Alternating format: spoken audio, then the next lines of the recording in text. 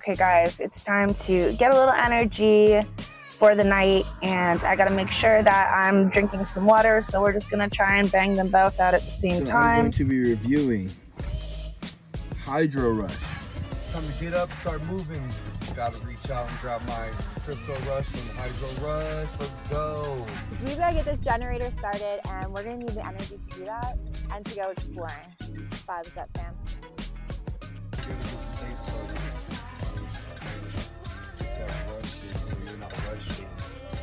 Cheers, fam.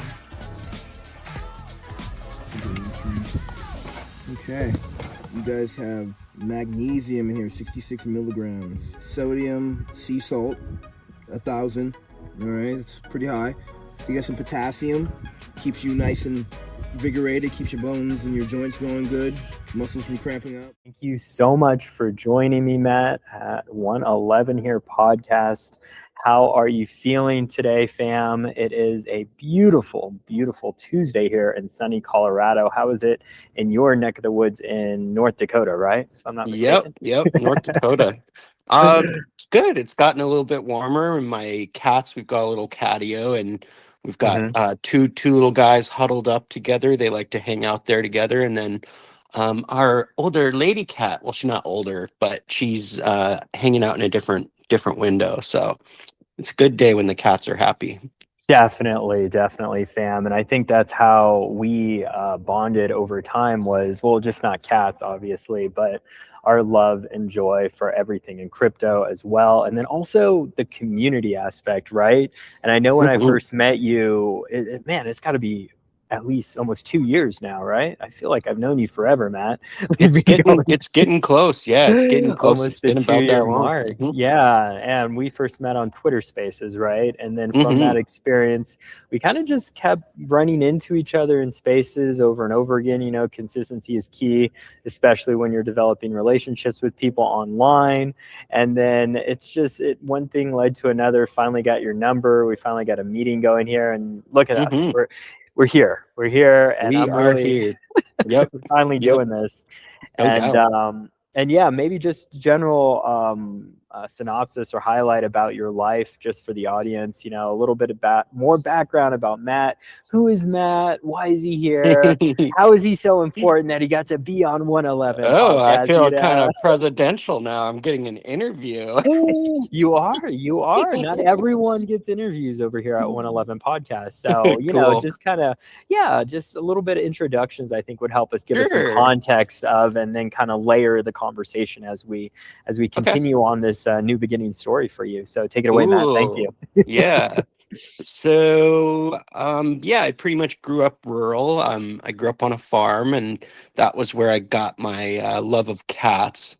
Pretty much when I was growing up, it was kind of our job as the kids to go out and find these batches of kittens that would be born, and we would go out, we would try to tame them, and you know, some of the kittens would survive winter, others wouldn't. So I grew really attached to these groups of kittens that would be born, and that was sort of where I learned to love cats. And then I also had a grandma who really loved cats. She used to kind of do these little soap operas with the cats and give them voices, that sort of thing. So she was like my lady, my favorite adult, I'll put it that way. And pretty much went to college to be an English teacher, and I did that for I went to be a writer, and then I decided to be sensible and get a teaching degree. So I taught English for a little less than a decade, and I did some technology stuff and ended up in a tech part of education. So just basically teaching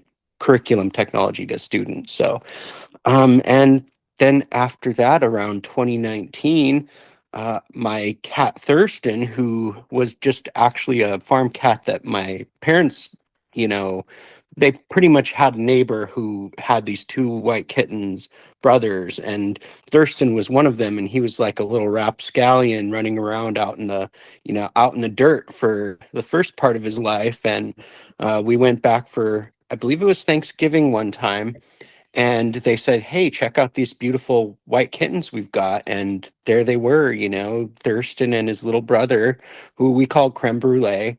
But we weren't able to take two. We were only able to take one. and Thurston was the one who sassed me first. And I have a thing Mhm. for, I like the sassy ones. I like sassy cats, and Mhm. you know, people with a little bit of sass are kind of up my alley too. So yeah, that was how we ended up with Thurston. And in 2019, I believe I posted a video, which was pretty much just a conversation I was having with Thurston, which was normal for us. Mhm. And he kind of did a funny thing, which is throw his head back and meow, which is like his signature move, I guess you could say. And that was the video that ended up going viral later that year. And pretty much, yeah, it just kind of led me into social media, which, you know, I've always been an internet native, but I never, you know, I never really expected to be on social media very much. So Thurston was kind of my window into that. Yeah, I did notice that. And this was even before your virality. I just thought that, oh, this guy loves cats. You know, you had your Hmm. cat PFP for a while, All and of my I had to do PFPs are some proof. usually cats. Yep. Yeah, yeah, of Thurston, the white cat. I think that Hmm. was your first PFP that I encountered on Hmm. Twitter. And so from that interaction, I was like, oh, he just loves cats. I didn't know that you had a viral video until later on when I noticed. I was like, wait a minute. How does he have like so many followers? Like, I don't get it. Like, Yeah. Yeah, I kind of I crazy. tend to not lead with that because, you know, well, Hmm. one of the things is when Thurston had his viral video, you know, we Hmm. had kind of choice to make. And you Hmm. know, there are some people that are really good at like kind of capitalizing on that, and for us it was just more about having fun and, you know, the fans and people. And, you know, so it wasn't, you know, we didn't really go too far as like trying to turn it into anything. And Right. you know, so I've always wanted to keep him just a cat because he's a cat. You know, he's my Hmm. cat. He was my cat. So Right. Right. mhm. Yeah. And he passed away a few years ago, right? Like, how long Yeah, has it been? pretty much the same day or same time as the Queen, basically. So it's been 3 or 4 years now. And Okay. he got, well, actually he had gone through this really extended battle with kidney disease due to, you know, this diet we had him on, that our vet put him on, and it turned out to be a bad diet. And Oh. basically we got him stem cell therapy to try to combat it, but eventually he ended up with nasal cancer was the thing that took him. So Oh, okay. Nasal cancer. yeah, Interesting. kind of a weird one. You know, that Yeah. was, we It's just very thought it was like uncommon. a runny nose, but you know, it turned out to, Wow. you know, be something worse than that, and that's how it goes. I did not know that was even a thing. Oh my gosh. Hmm. But yeah, I guess any type of cancer is, yeah, it's not good for sure. I Hmm. want to go back to, you know, his virality. So where did he like, and maybe this is a really great way to talk more about the content that people post. And did you, when you were creating the content, when you post the content, like, did you know it was going to go viral? Or you were just like having fun, I like, can kind of give you like a, so it's sort of mhm. like, actually we started on Vine. Oh, And okay. yeah, so I always kind of, you know, I know short form video at the time had a lot of negative kind of Mm, connotation or press or whatever, but yeah. I really liked that the videos could be like punchy and Hmm. fun and experimental, you know. Hmm. So I spent time on Vine just experimenting with the format and trying to make it sharp and punchy. And, you know, I liked that you could do stop motion with it too. So that was sort of the DNA of, you know, it was these, you know, to try to keep it punchy. And, Hmm. you know, now modern day, I think that's kind of normal, like to really Hmm. like recognize that, you know, you got to keep the dopamine flowing. But, you know, Vine was kind of early to the table. And, you know, then when Vine shut down, which was kind of like just right after it had its kind of blow up, it shut down almost immediately after. Then we Right. decided to move over to Instagram. Oh, okay. And I believe that it was somebody had picked up one of his videos on Instagram and Hmm. posted to Reddit, was how it kind of originally got, you know, noticed or whatever. But yeah, I Oh, wasn't really, I had kind of, to be honest, I'd kind of thought like, well, you know, I had built like maybe a following of like 10,000 on Vine or something like Mhm. that. And for me, Yeah. that was like a lot. And I kind of was not really loving the idea of starting over again. And so I was just posting really for fun at that point. And Hmm. that was kind of actually a friend is the one that told me that I saw, he saw my cat on, I think it was Facebook or something, because I wasn't paying any attention to my social media at the time. So Oh. yeah. But after that, then I thought, oh, this will be fun. We can do, because I liked to like experiment with my videos, and like his YouTube was the place where I did like the most experimenting. Like I actually would like put like secret messages into the YouTube videos, and Oh. you do stuff that was just kind of weird and unique. Like there's this genre called YouTube poop, which is just like kind of like making like weird kind of like bringing in a mix of media, like Hmm. little moments from old shows or little meme moments, and just kind of pushing it into the video. And yeah, I had a lot of fun making videos that were just a little bit more experimental, not only cat videos, but they were Gotcha. all revolving around Thurston, Hmm. so it was just a mix of things. Had a lot of fun with that. Whereas Instagram, I mostly did short form videos. I had kind of like a personal rule, like no longer than a minute, or Sure. no longer than 30 seconds usually, but a minute Oh. would be the max. Right, right. Attention spans these days, Mhm. right? But then you were able to cut it in such a way where you would have multiple videos, I'm sure, that you could kind of like batch process, or did you have some sort of like system in place to do your videos, or you just kind of posted randomly? To be honest, I kind of took the format from Vine, and then I just sort Mm, of brought that into, Instagram. So I would kind of set like the same time limit as Vine. Like I would have a rough time limit of like 6 seconds per clip, and then I would move to another clip. So it would be that was kind of the flow of his videos, was really short, and then it would be another scene, and it would be something he did, and he was always doing some craziness, so it was really easy to have these short clips of him doing funny shit, that mhm. I would pretty much like just kind of squash them together. Right, right. No, that makes perfect sense. I love that. And Yeah, it was I fun. think, yeah, I think it was those funny moments that, that people really loved. And that's probably what gave you the traction and gave you the virality later. And then also Reddit, of course. Sounds Hmm. like Reddit did a number on Thurston. And a lot of people just fell in love with the cat. And, cats in general have always been trending on the internet Oh, I for think like, cats invented the internet. Yes, exactly. I love that. Yeah, not dogs, cats. Let's be clear on that. And I think just his personality and people, they just related to him, and maybe his posture and just that video, and it just like oof, Yeah. just went viral because of it.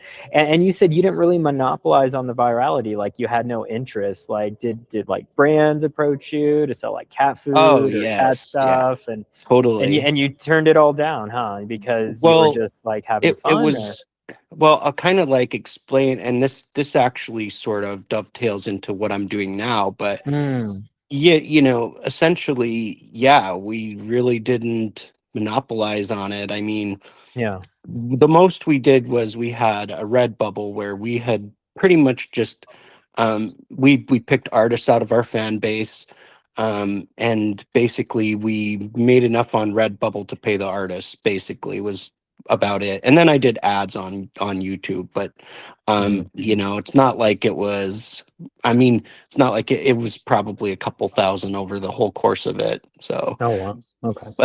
but at the same time, I mean, the incentive for me was like the fun of it. I really enjoyed being able to be out there and be creative. Like, Mm, I started out wanting to do creative writing, and mhm. being able to put videos on the internet, and kind of present them the way I want to present them and do fun stuff with them. That was why like YouTube was actually, even though he was most well known on Instagram and had the biggest number of following over there, YouTube was where I like really enjoyed, you know, Mm, making the videos because I could kind of do whatever I wanted, basically. got you, got you. Shoot any type of format, doesn't matter the length, and Yeah, just but kind we of have were fun with approached it. by people wanting to buy rights to it or whatever, and Hmm. you know, I know that some cat owners will, you know, they'll like want to track everybody down who's posting the video, but we Hmm. completely tried to lean the opposite way and pretty much told everyone, we told all our fans at the time, if you guys want to like make art and sell it, if you Hmm. want to, you know, make videos that we've posted your own, like Hmm. do your thing, make money on it, like go for it, go to town. Like he's always been sort of more like I've looked at it more as like he's, you know, not just mine, but he's sort of everybody's, you know, because Yeah. he's himself, you know, he's a really cool cat. He was just a one of a kind cat, and I think Mm, putting a cat like that under lock and key somehow is just a kind of a travesty, to be honest. I think yeah. that's true No. of a lot of So, cats, actually, but that's a no. Yeah. mhm. That's so true. It's good that you mentioned that. And I think, yeah, just having just the, I don't know, the awareness on that, I think is really important as a pet owner. And I love that you had that, yeah, just that awareness to really think about it and to really focus on the fun aspect of it all. And I think that's what we need to really do more of. I really think a lot of us on social media, we're always trying to find ways to monetize. And when you do that, you don't really get anywhere with the Well, content that you're making, you and know? I also really do believe that people can tell if you're having fun or not. And Mm, you know, I've watched YouTube for years and I can always tell when somebody's phoning it in or when they're just mm, not having fun anymore. And, you know, like a good example would be like PewDiePie. You know, I'm mhm, not a big PewDiePie fan. I don't watch PewDiePie, but mm, you know, I'll catch clips of his from now, you know, from time to time and or H3 Ethan, right? He's, you know, somebody I can still tell Ethan's having fun with it, but like I look at somebody like PewDiePie and he seems like he's not having fun with it. Although really. sometimes they'll find a way to have fun with it later on. But yeah, I Mhm. mean, it makes you kind of feel, I don't know, it just, you don't really want to watch it if they're not having fun. Right. Yeah, for sure. For sure. Yeah. I always feel like that too. And I always tell the people I work with too, I'm like, hey, if we're going to work together, we're going to have fun. Like, we're going to make this an experience because that's what life is made up of, all these little experiences. And you want to look back in your life and you want to make sure that you're having fun with the people that you surround yourself with, right? And that you're connecting and collaborating and Hmm. partnering and, just investing in, right? We're all investments too at the end of the day. Relationships, that's a big part of our time and energy. And so when we watch someone, right, even on YouTube, that's an investment of our time. So we really want to make Hmm. sure that we're experiencing that to the fullest. And if someone's not having fun, we clearly check out, right? Like, Hmm. we just don't want to, No doubt. we don't want to indulge in that, I guess, Well, so to speak. I'll So, say that's one of the reasons, you know, I've caught, you know, your videos from time to time as well. And, you mm, know, I like watching you do interviews and I like mm, watching, you know, you travel. And so to me, like you're a good example of somebody who, you know, and I know a little bit about kind of, you know, you know, you travel a lot, you know, you're on yeah. the road. We've talked about, you know, travel before. I think that was one of our first conversations was just, I think we talked a little about Jack Kerouac or something like that. And, Yeah. My favorite but book, one of my faves. Yeah. yeah, so, I mean, to me that comes through that you're, you know, that you're out there and you're on an adventure, and that's part of why, you know, that's part of why I gravitated to doing this podcast with you is just because, you know, I want to see you succeed. I'll be honest, I want to Oh, see everybody I come in contact with yeah. that I come to care about. I want to see everybody succeed, and for what Yeah. little part I'm able to help, I'll try to do that.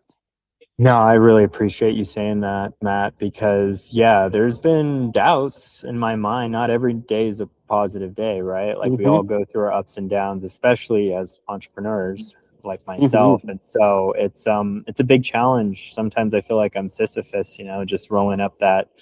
that rock up the Mm-hmm. mountain, back down, do it again, up and Mm-hmm. down, Yeah. and it's Yep. just like that's you monotony. you and you invest so much of yourself. Hmm. I can speak from experience to like doing, like in the last couple years I've been trying different things, and there are times where you're just going to be met with like sort of this yawning chasm of disappointment, and there are days where you just kind of want to cast yourself in.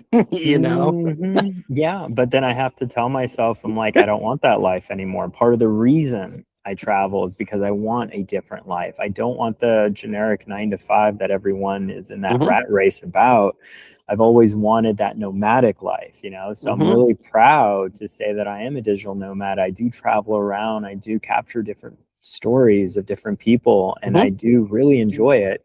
And it's like, I always get to this point where it's like, okay, I love what I do. I have the energy. Now it's like, how do I monetize this? Right. And Hmm. it's really How difficult to make because it sustainable. yeah, Mhm. exactly. How to make it sustainable. But that's another thing. It's like, I love what I do and it makes me happy. Right. And I shouldn't think about the monetization aspect, but at the same time, I do because like, it's almost like this is my thing. This is my bread and Yeah. butter. Well, So it's you're a like, human being, man. You gotta eat. You gotta have gas. I know, There's no I shame know. in No, taking there care of isn't. yourself. Yeah. Yeah, yeah, for Hmm. sure. But I'm just like that whole David Attenborough thing of like he literally had one path his whole life. He was a narrator for all these different animal documentary series that I really, really enjoyed. I Hmm. really aspired to be someone just like him, just like tell the story, Yeah. go travel around, meet different people or animals, and I love it. just Hmm. do that. And I'm just like, that's that's so attainable. It really is, but it's Hmm. like it's just showing up every single day, putting in the work, putting in the time, putting in the effort, and Well, you've really, got a killer work ethic, dude. There's no doubt about thank that. you. Hmm. Thank you. I appreciate that. And I wanted to go back to a question on your work ethic, actually, because this is something that I have found really just interesting about what I've learned from you as well. And it's like, Sure. do you have a format that you live by? Do you have like a routine that keeps you positive and uplifting and encouraging? Like, tell us a little more insight about your day to day as Matt, because I'd love to hear that. Well, there's a great analogy, like how dogs chase tires. That's pretty much me.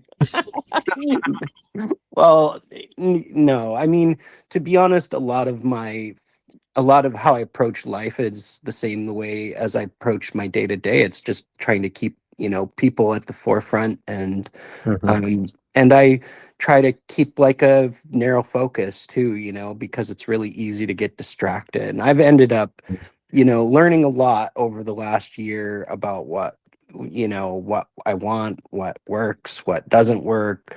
Mm. Had a lot of disappointments, but ultimately I'm here. I'm gonna just keep putting one foot in front of the other and see where it leads, and Mm. hopefully it leads someplace cool. Yeah, no, I love that. I love that. And I'd love to definitely dive in a little deeper on Sure. how you fell into crypto because that's Yes. where we kind of met. And I was like, okay, I'm sure you were aware. I was like, I know that question's coming somewhere. And so even Yeah. before the whole Thurston Waffles virality, Yeah. or I should say after that, right? Then you fell into Yes. crypto, or how did that kind Well, of line I up? can I'm kind of curious. explain exactly, Yeah, how I ended sure, up here. So, sure. you Take know, it I away. I first basically found out about crypto in probably 20, it was like the end of 2013. Mm, So it was long time before any of this, and I was just a dude trying to make a couple extra bucks, pretty much sure. was like what I was hoping to do, pretty much like a lot of people in crypto, to be honest. Mhm, And basically followed it throughout the years. And, I'm going to just be upfront that I have some mixed feelings about crypto overall. I think that's not a Me too. surprise to you. I mean, obviously there are Mhm, things about the culture that I really don't like. There, mhm, is some obvious problems with the impact on the environment, which is mhm, why I put most of my focus on crypto that's carbon neutral. But mhm, obviously, it's, still got its issues. mhm, But anyways, that brought me to, and I never kind of like hid the fact that I was into crypto. In fact, there was this interview with Know Your Meme mm, from like during the whole viral thing with Thurston where I mentioned it, because at the time it mhm, didn't quite have the negative connotations it does now, right? mhm, But basically what happened was, I think it was about a year and a half ago, I got a message from somebody who, and by the way, after Thurston passed away, I went through kind of a really bad time just in mm. personal life. And Makes part of it sense. was with Thirst, because of losing Mm, Thurston, but of we course. moved and there was some family stuff and blah, blah, blah. So Mm, I wake up one day, open a message, and it's somebody basically made a meme coin of Thurston, which immediately kind of set me off. It bothered me because, mm, I mean, he's my cat, and and this person was reaching out to me, wanted me to be a part of it, and like I knew enough about crypto to know like what this is. You know what I mhm, mean? mhm, And so I ended up sort of going into Telegram and just kind of meeting some of these people that were involved with it. And slowly over time, this really dumb idea formed of like using it to help animals. But that's what I did. The last mhm, year, I basically I did a community takeover of that meme coin. I did a community takeover of a second meme coin. And basically, I've used it to help animals in a variety of different ways. And that's still the ultimate goal of why I'm even online right now, is basically to help animals. mhm, I'm the first thing I did was I went to Nashville to tour this shelter down there. They have a particular problem with hounds, basically, where mm, people love hounds, right? But they, mhm, they're not allowed to keep them in town, so these hounds will get bred, and then they'll end up in the cities, basically in the city shelters, but people can't adopt them because they're not allowed generally in like apartments and stuff. They're too big a dog. mhm, So I pretty much, that was one of my ultimate goals, was to help them kind of improve their shelter because it was in bad shape, basically. I mm, haven't gotten to that yet, but I did get to help a shelter uh, in Wisconsin, that they basically had a pipe explode and it flooded the shelter. They're pretty much a shelter for special needs cats, and they lost several cats during the process of that. And aw, basically, okay, so this is kind of a funny story. To me, it's funny, but there's, as well as I do, there's a ton of scammers in crypto, right? yup. So these guys had made like basically a meme coin where they collect royalties. This was after I first got into it. And Mm, then the whole temptation is they'll go to a creator and pretty much say, hey, look, we've collected these royalties where you can, basically you can have the money if you promote the thing. So I took the mm, money, but I didn't really promote the thing. I kind of just, because they're royalties, they're all I had to do was log in, and yeah, I right. mean, it's my social media. So then I gave that money to Mhm, the shelter. mhm, And then I got the really crazy idea of doing TNR in different places in the world. So like what I'm working on now is I want to do like decentralized TNR. mhm, So basically, one thing a lot of people don't understand is that when it comes to doing something like TNR in another country, there are a lot of places in the world, like Westerners don't understand that like you can't use PayPal for everything. You mm, it you can't use Venmo for everything. because Right. there are a lot of places where it's geo-blocked. So if you want to do Mm, something, for example, in Africa, or if you wanted to do something in a country that, you know, which here's my philosophy is that TNR has to be done everywhere. mhm. We shouldn't be picking and choosing which places deserve to have their animals cared for just because, they might have a bad reputation as a country or whatever, right?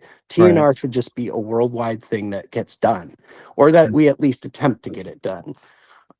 Because, population control is how you prevent disease, and it's how you Mhm. essentially, prevent suffering, is the way I look at it. It's the Right. easiest, most quickest way to prevent suffering.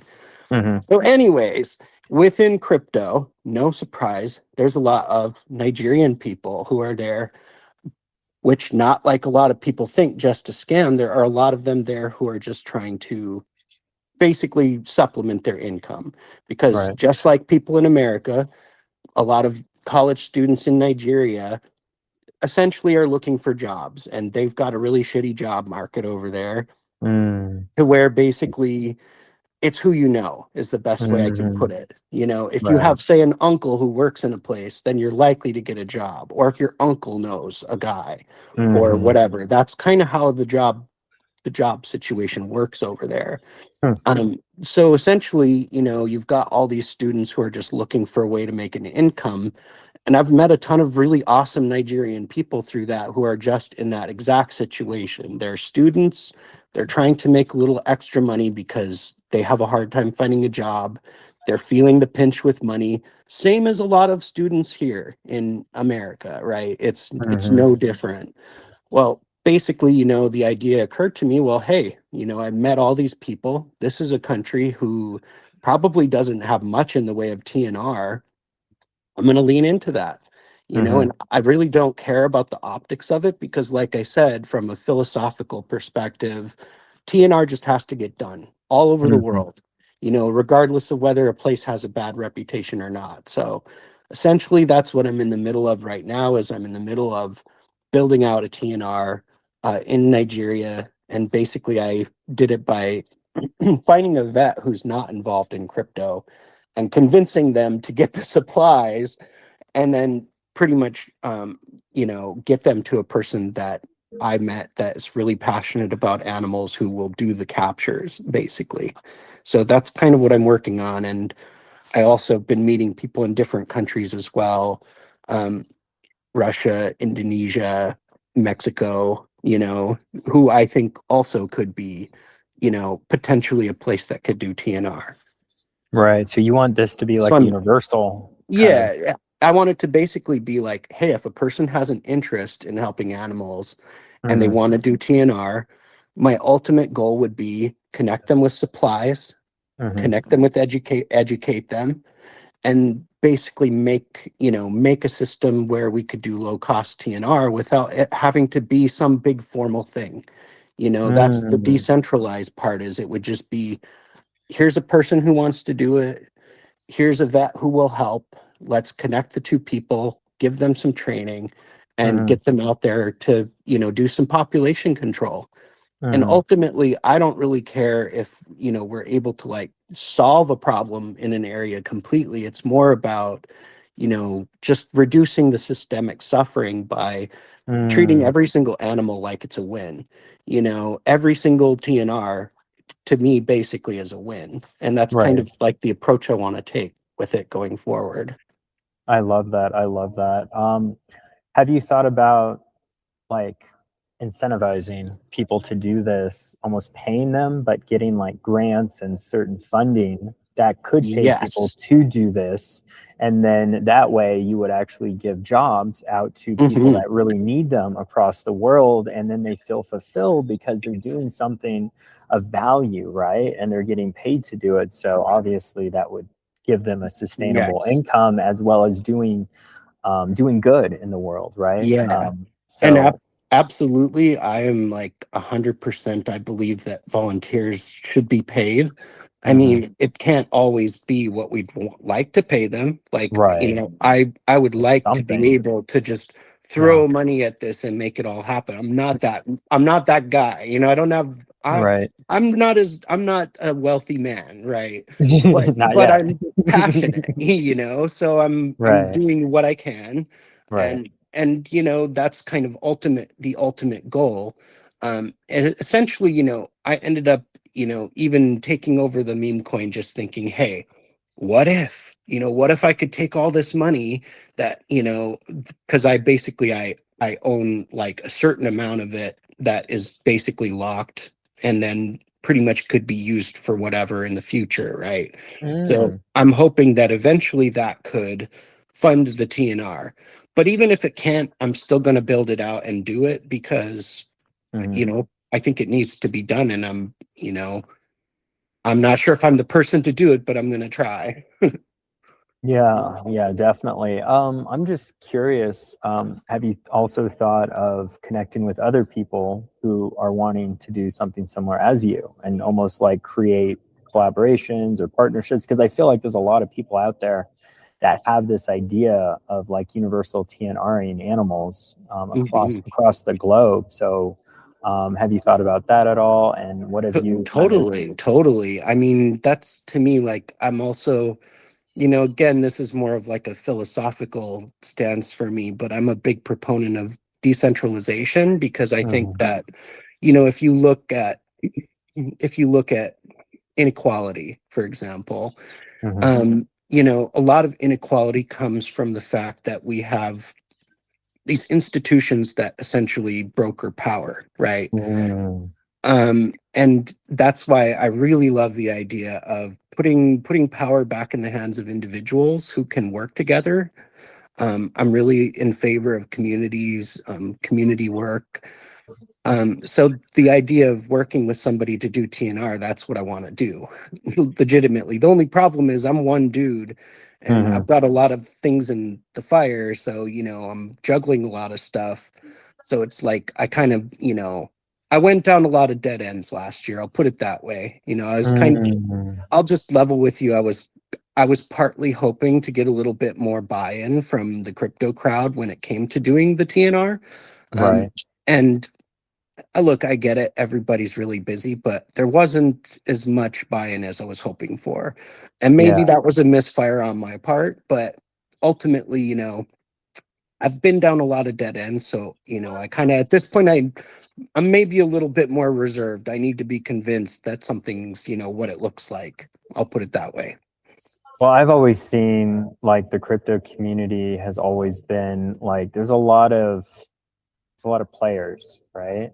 But there Mhm. doesn't seem to be a lot of buyers. There's not a whole lot of investors. There's just Yeah. people like Hmm. promoting their project, promoting what they have. So you invest in them, right? And there's a lot of, I guess, tribalism is probably the best Hmm. word too. And so I've always seen looking outside of crypto would probably be a much better bet, especially for what you're trying to do and hitting Absolutely agree. up like Habitat for Humanity and all these like really like even bestfriends.org, the charity that I've partnered with my Hydro Rush, you know, and just getting these animal nonprofits on board because they might not have, let's say, any TNR kind of services.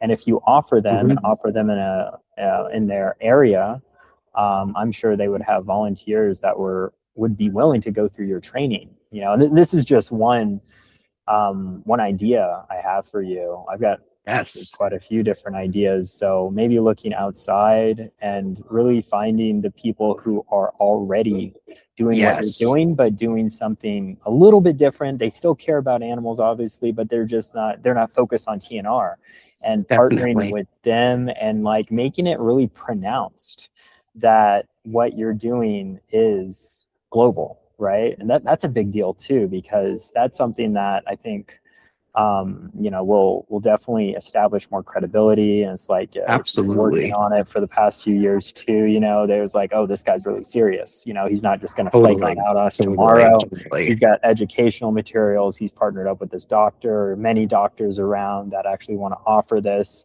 He's getting funding right now, and even finding a few grant writers. Well, you're a writer yourself. You said it yourself. I know if you can have some type of grant writing in order, you could probably get a lot more funding than you think you do.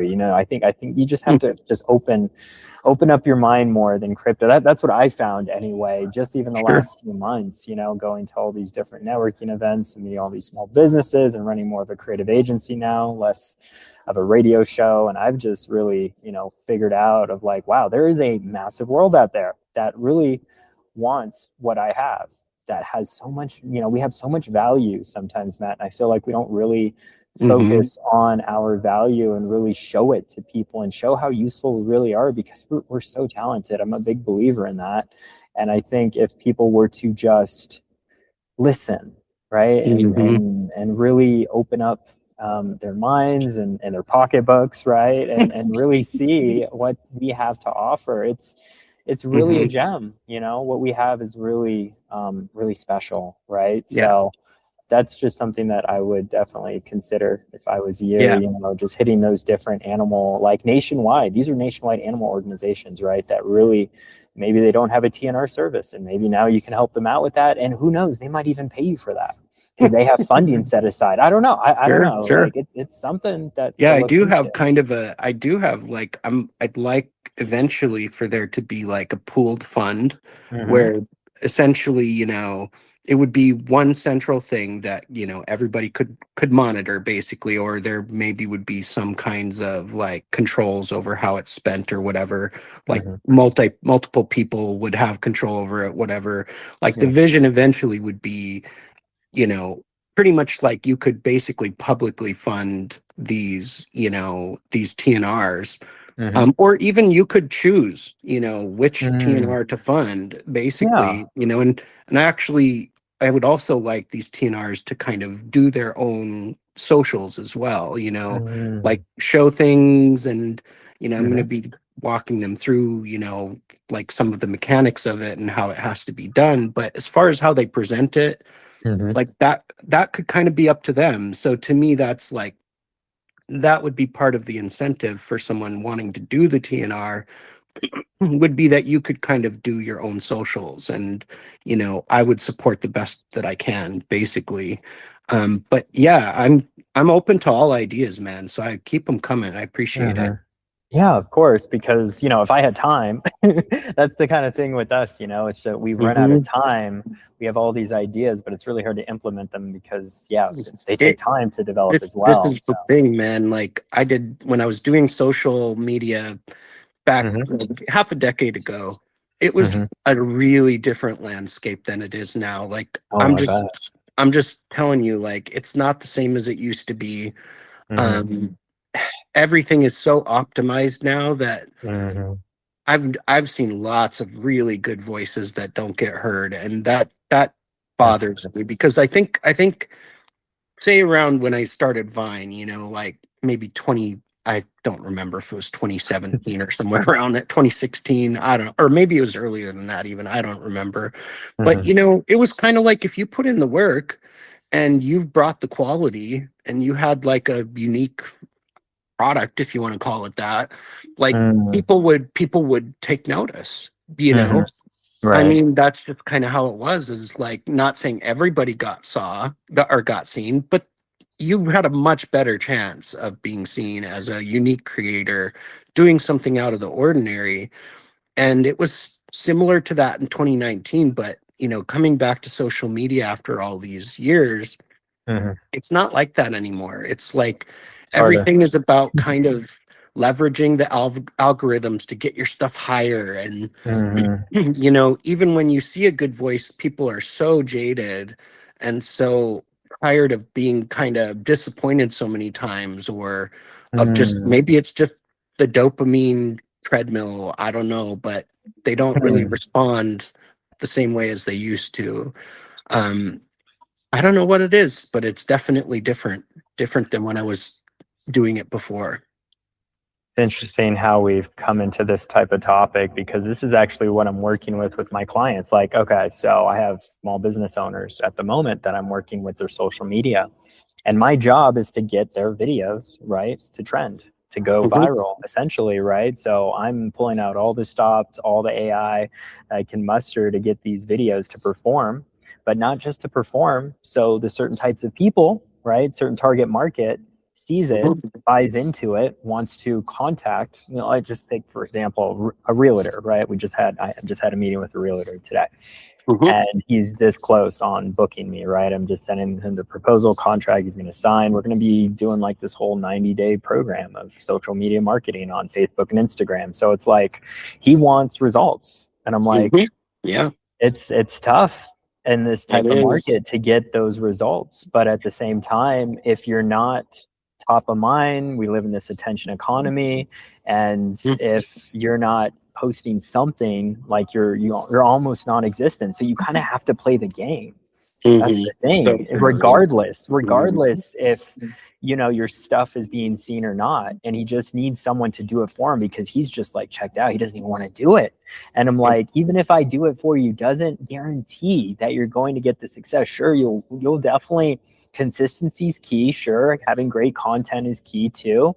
But at the Mhm. same time, it's almost like you're playing Russian roulette or something. It's Absolutely. Yeah. really hard to really figure out what piece of content's going to trend, what's going to not. Usually if it's Yeah. funny, usually if it has an animal or a kid, or like you kind of know Mhm. what's going to perform a lot better.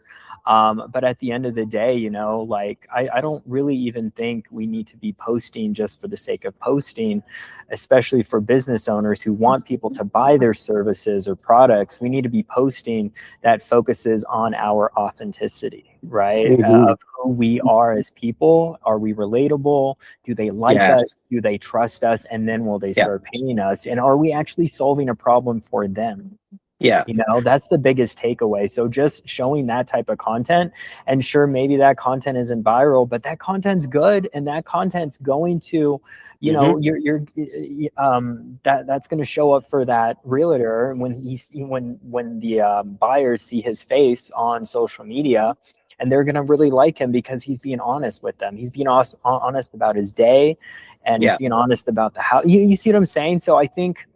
regardless of how it performs, it really needs to be about the people that you're serving, essentially, right? The certain demographic, the target market. And I'm like, if I do that, if I can come out with my market research on ways that I can implement to get him to continue my service based off of what we're showing his audience, his target audience, of solving a Mhm. problem to buying a house, like I've done my job.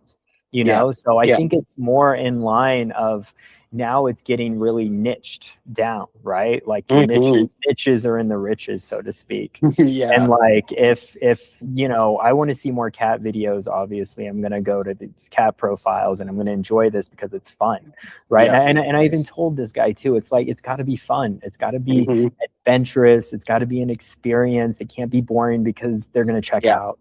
Yeah. So I think we just have to make social media fun again. And I think Yeah. we're getting a little more, we're just taking it too seriously, and we're just Mhm. thinking about the money aspect again. But I'm like, it's got to be more than that, because people aren't going to invest in you if it's just all about the money. Anyone can make all the money in the world. It's the relationships, right? It's like, and I even told them there's like 3 pieces of content that are always out here. There's educational, there's relational, and then there's aspirational. This Mm. is literally the 3 pieces of content we always see Mm. throughout. Is it informative? Is it educational, right? Is it Mhm. like relational? Are we seeing you with friends? Are you having a good time? Your lifestyle, who you're connecting with, right? Or is it aspirational? Are you inspiring us to do more than Mhm. just what we see? And I think those 3 pieces, and I learned that from another podcast, by the way, just throwing that out. You can use that for what you want, because Cool. I'm a big believer. Like, that's really what it comes down to when you're looking at content.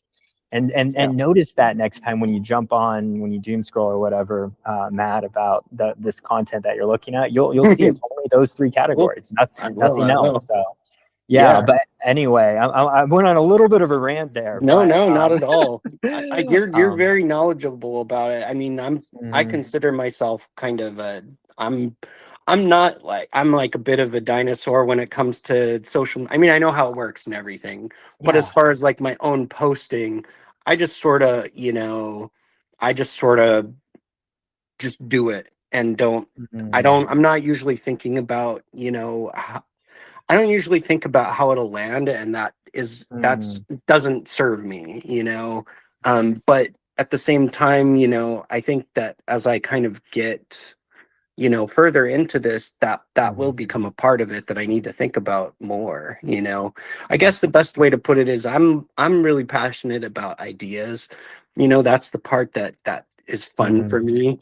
The mhm, actual like how, you know, how to like you know, get it to be more seen, get it to be more viral. That I don't really enjoy that part of it at all, to be honest.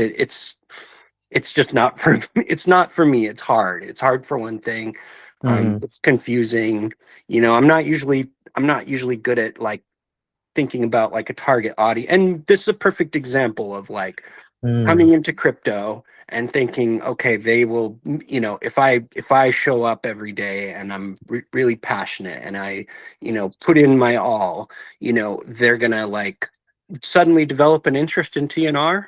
Maybe that's a misfire. You know what I'm saying? Like, so to right. me, it's sort of like I generally tend to like lead with the idea, lead with, you know, the passion, and I don't always stop and think about whether I'm headed in the right direction, and that's something I'm kind of working on a little bit, you know.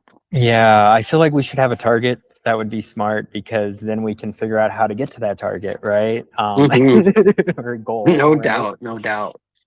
If we don't have a goal, we're not. I feel like we're treading water in ways. And Remember what I said about the dog chasing the tire? yes, yes, Matt, I do, I do. It's so funny. A great analogy.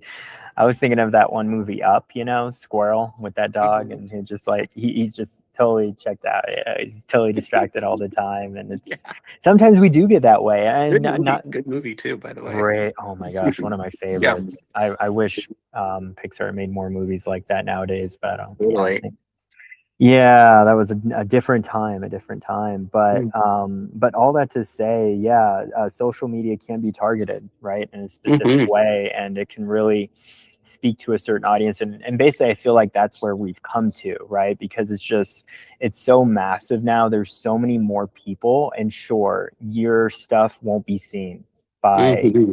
probably 99.9% of people out there. But you know what? It doesn't matter because only if the small percentage that actually care about the type of Yeah, content that you're serving them, those are the people that matter, right? And that yeah, yeah. consistently keep them coming back. So it is harder. It is harder for sure. But that's why you need to just do a little more market research if you Sure. really Yeah. did want to kind of implement those things. And this is what I walk through with, you know, my creative agency. But at the same time, I think it's just interesting, you know, content will perform regardless. And I've seen this so many times on TikTok. Do you spend much time on TikTok at all, or are you Uh, mostly just you Instagram? know, I had a period where I was on there more, but not Yeah, lately. Hmm. got you. And I've just noticed just some stupid posts, stupid videos. They just perform so well, and I'm thinking to myself, why? You know, it Yeah. doesn't make any sense. And Uh-huh. maybe some of it just doesn't make sense. You know, I'm just like, it's Totally. The I don't know. absurdity of life. The absurdity, right? So it's like as much as I want to preach about what you should do, like some of it'll Hmm. just trend automatically just based Yeah. off Well, maybe the actually, person or the influencer, yeah, right? going So, back to Thurston's meme, you know, mhm, I've said this many times before. I don't think that I don't think that me or my cat are particularly special. I do think that there's some element of randomness to it because I'm mhm, telling you, like, I follow tons of cats that don't have a bunch of followers. I follow cats that have like 200 followers, you know, because I just love cats. And mhm, there are so many people and so many cats out there that deserve that attention. Like mhm, if you can deserve attention, I guess is what I'm trying to say is like I think mm, that there are tons of interesting people out there, tons of interesting animals out there that right, just for whatever reason don't get seen. And you know, exactly. there's some level of chance to it. I really do think there's just a certain level of chance to it, you know, and that's like a tough pill to swallow if you're Mm, somebody that's out there trying your ass off to, you know, make it happen, to think like, hey, maybe I can try my ass off and it still won't happen. Like that is a tough pill to swallow for sure. So mm, yeah, and a relatable one I think for a lot of people too. mhm. Here's a question: do you feel Sure. like everyone should be seen? Hmm. Okay, I'll put it this way. I think everyone should be seen, but that doesn't tell you how big their audience should be. Hmm. Being seen to me, like this is maybe part of the issue with social media is we've placed such an importance on numbers and how big and how many, when the Hmm. reality is, even if you have two people that care, like that's two people that take time out of their day to pay attention to something you have to say. Like that's valuable to me. And I Hmm. think I think if you're not trying to use social media as a way to like make a living, then you should be happy with two people that pay attention. I mean, that's an accomplishment. Um, Right. I've got people that I've met through, the last year, and I have people that I met back all the way back in 2016 that I still talk to, regularly because Mm. they're just mega cool people. So like you never know, don't close your mind to like meeting amazing people just because of whether they do or don't have a lot of followers. There's a lot of amazing people out there to meet, and just strike up a conversation, send them a DM. That's how I get to know like 90% of the people that I talk to. Like just hit them up, just send them a DM, and you might be surprised what you find out you have in common. Yeah, reach out, be proactive, not reactive, right? So Hmm. I think that's really, really important. Great advice too, and that kind of reminds me of one of the first books I read. My dad actually gave it to me, "How to Win Friends and Influence People" by Dale Carnegie. Have you read that book? I haven't read it, but I know of it. You know of it, and you kind of know the general highlight Uh, synopsis. give me a synopsis.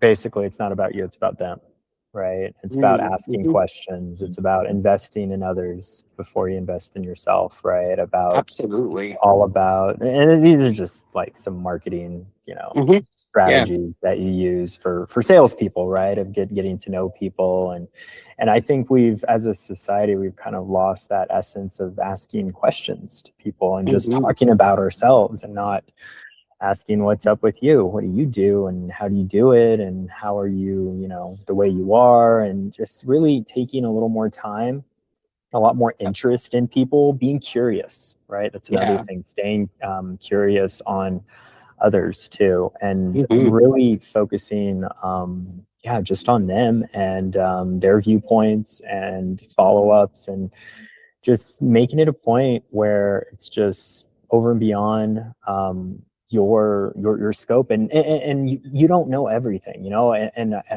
hate those people that think they do. I Hmm. actually had a good friend. Well, he used to be a good friend. We don't Yeah. speak anymore just because he was that Hmm. way.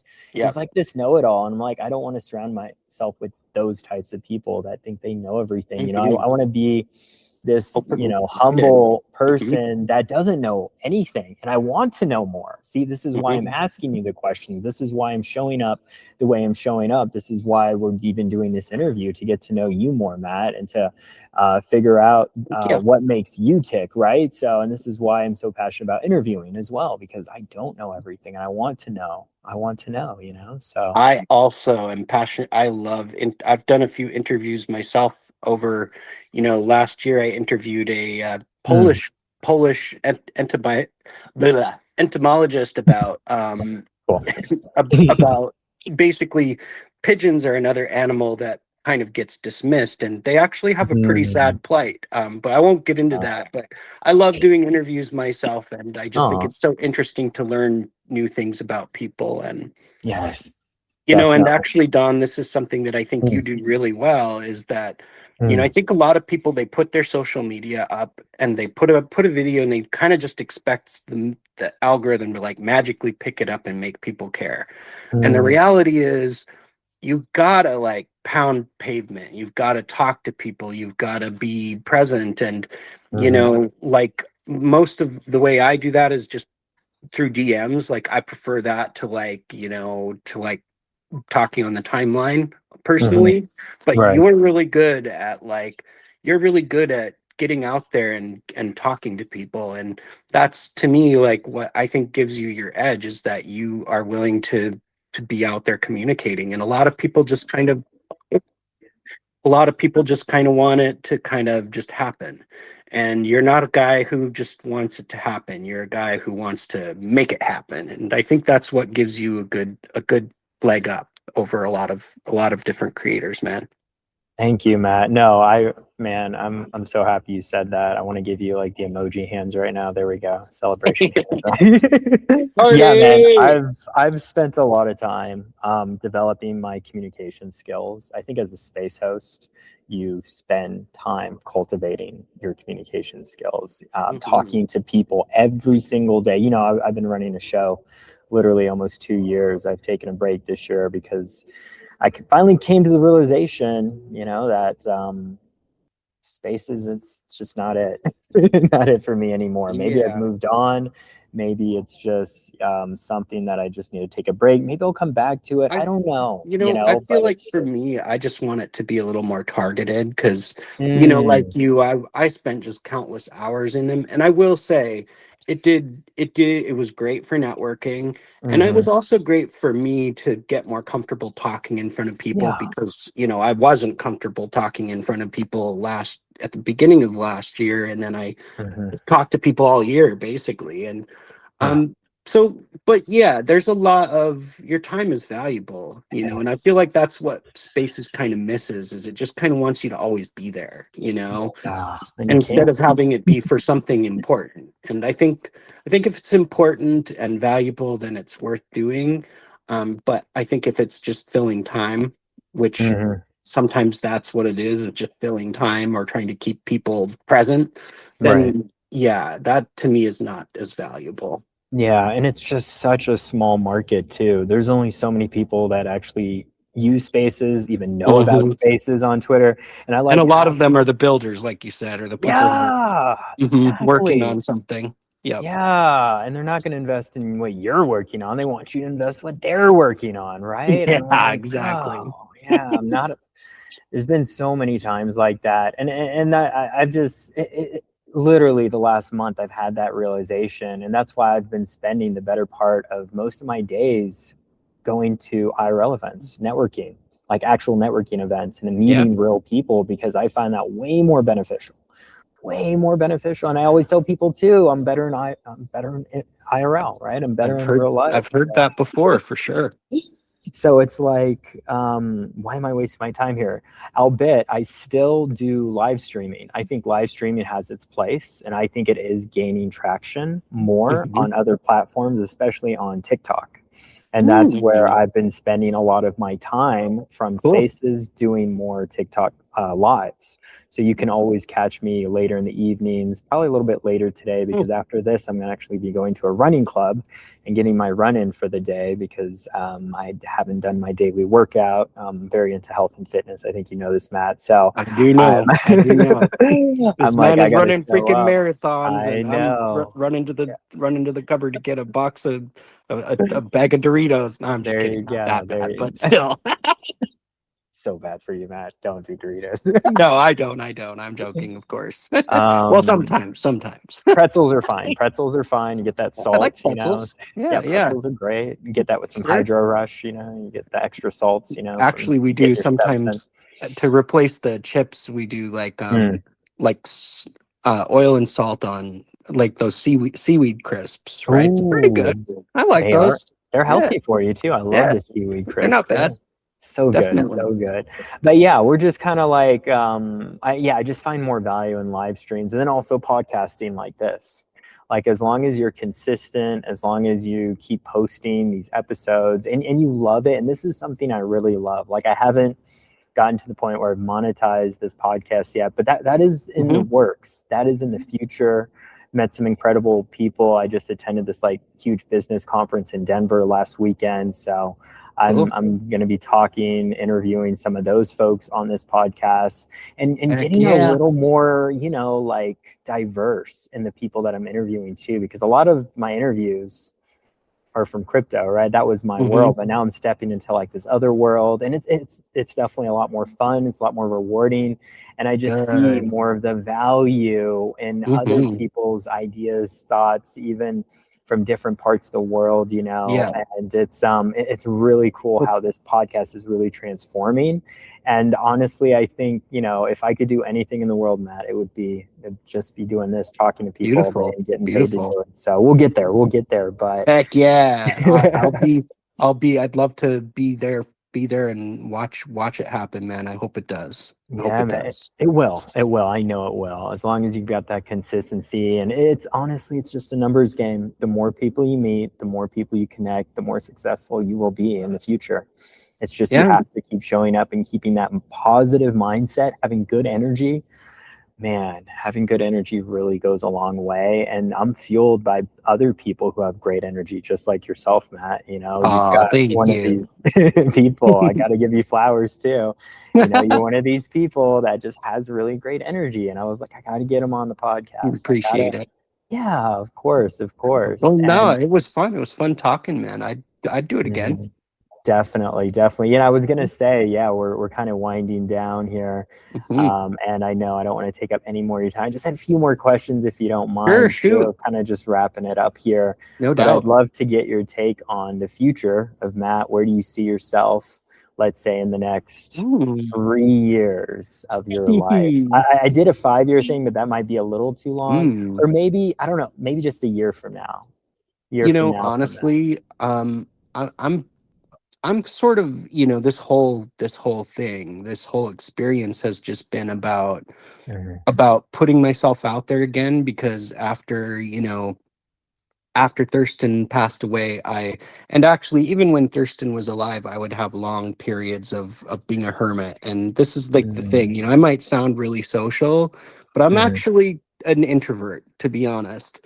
You know, people Mhm. are kind of hard for me. And so, you know, putting myself out Mhm. there again, especially doing things that I know people are not going to like getting involved with this meme coin and help, you know, trying to do this thing in Nigeria. Like I knew people were not going to there were going to be a lot of people that didn't like that or didn't understand what I was trying to do, even if Mhm. I have good intentions. The Mhm. reality is I didn't know what I was doing at first. I just kind of stumbling through it and figuring out like, why am I here? And now Mhm. I feel like I'm at this point where I've tried a lot of things. I've figured it out, like what it is that I'm trying to do, and I really want to just stay focused on doing the TNR basically. And Mhm. so essentially, I've got, you know, like three projects that I'm kind of focused on. The one is TNR. I've Mhm. got, you know, pretty much some people that I care about that I try to help, and then the third is basically just kind of to just spread general kindness, because I want to see a return to kindness. I think that's something that's been lost the last couple of years. People are not very nice to each other, and that kind of makes me sad. Mhm. So yeah, what I want to do in the next year and the next 3 years is just continuing to work on anything that helps animals, and then just to try to kind of spread kindness and make it cool to be nice again, because it's needed, man. It's needed for people to just be nice to each other. Definitely. No, I completely agree. Definitely have to be nicer as a culture and just as a society too. I feel like, yeah, we definitely need to spread that nice gene around. Need more Yeah. kindness for sure. You got to Well, I show am more from the kindness. Midwest, so you know, I mean, you know what they say about Minnesota nice. So, I mean, maybe Uh-huh. maybe that's where it comes from, that I want to spread it around a little bit. But Maybe. I don't know. Yeah, my dad's from Minnesota. I think I got that gene as well, you know, and then also that whole like Southern comfort kind of feel too. Growing up in the uh South has kind of made me that way. mhm, So yeah, I definitely resonate with that too. Yeah. cool. But yeah, where can people find you, Matt, if they want to, let's say, connect with Honestly, you or get if involved with what you're doing with the if they TNR, want to let's say? like if they want to have just a direct, like just an honest conversation with me, the easiest place would be Discord. Okay. And that's just Thurston Waffles. But also Twitter, I'm Hmm. still doing Twitter, but not as heavily. But I am kind of gonna be coming back to Twitter now that my TNR stuff is taking form. Okay. So yeah, Twitter or Discord would be the ideal place. Okay. And that's at Thurston Waffles. Is that your Um, handle? so for the you mean for the For the for the Twitter or Twitter, Discord? Yeah. For Twitter, it's just at Thurston Waffles. Mhm. And on Discord, it's Thurston.waffles. Okay, perfect, awesome. Mhm. Anything And I else love you? I love to have a conversation with just anybody. So if Yeah. anything you're hearing, if you just want to have a conversation with me, I literally will talk to anybody in the DMs. So just shoot me a message. Discord's the easiest place to for sure reach me, and I'd be more than happy to talk to you about literally anything. Doesn't even matter if it's, related to TNR. It can just be life stuff, cats. I don't care. I was gonna say, if it's not about cats, I don't want to hear it. No, just kidding. No, true. You have to at least send one cat picture. Right, at least, That's like the awesome. price of admission. At least, come on. But yeah, man, Matt, I appreciate your time as always. Thank you so much for an amazing interview. Oh, you bet. And enjoy the rest of your productive Tuesday, which I sure you will. And Thanks. yeah, we'll see you next time, Matt. Yeah, it was Appreciate awesome talking, Don. Take care, man. Take care. You too. Bye bye. You bet.